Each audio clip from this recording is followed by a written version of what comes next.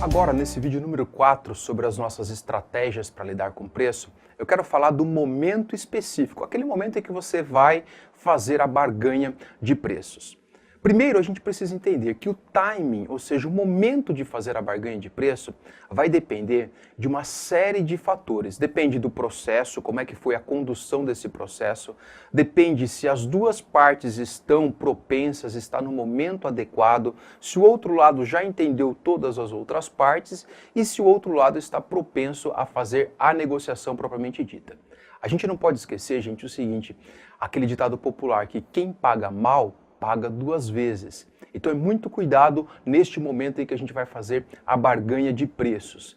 Antes de fazer a barganha, a gente tem que responder o que essa concessão, o que essa barganha vai representar para o outro lado, para o produtor que eu estou fazendo a negociação.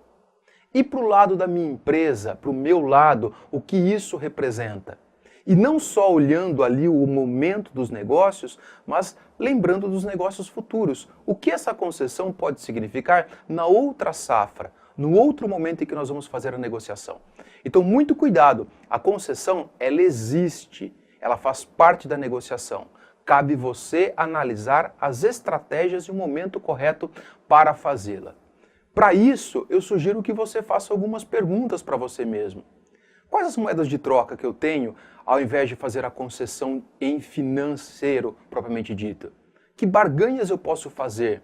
Quais os mix que eu tenho no meu portfólio que eu posso usar como barganha?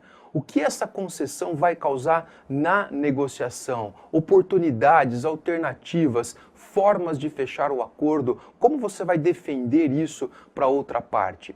Quando eu faço essas perguntas, eu consigo ter melhor clareza sobre como nós vamos fazer essa barganha, se eu devo fazer ou se eu não devo fazer.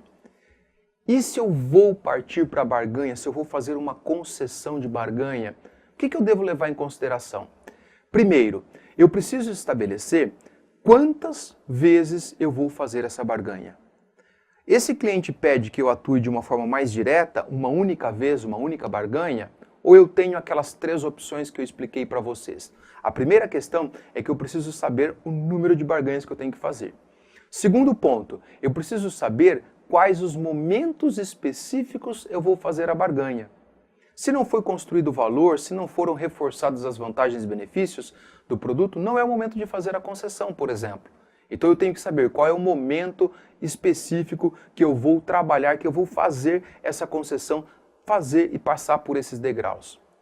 Terceiro ponto que eu devo levar em consideração, toda barganha ou toda concessão que eu faço com o meu cliente, ela tem que ter uma justificativa, ela tem que ter um porquê. Ou seja, eu consigo justificar aquele desconto que eu dei para o meu cliente? Tem uma justificativa, tem um porquê plausível junto ao meu cliente? Esta é uma terceira pergunta importante para a gente fazer neste momento da concessão. Quarta pergunta que eu tenho que fazer. Quais as táticas que eu vou utilizar para que aquela barganha não vire uma sangria na negociação? É natural que o seu cliente, ao pedir uma vez, ele vai querer a segunda, ele vai querer a terceira, ele vai querer a quarta.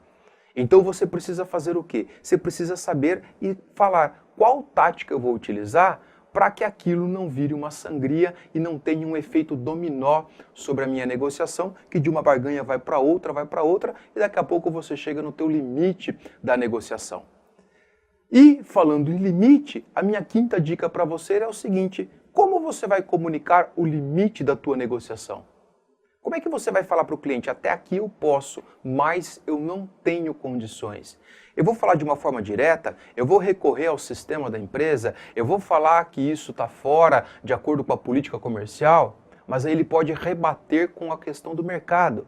Então, ter essas respostas plausíveis para você utilizar no momento da barganha de preços é fundamental para você obter sucesso e para que você possa fazer uma venda saudável em termos de margem. O que é uma venda saudável? É aquela que é boa para você, que garantiu uma boa margem para a empresa, uma boa remuneração para você e também garantiu uma condição de compra adequada ao seu produtor.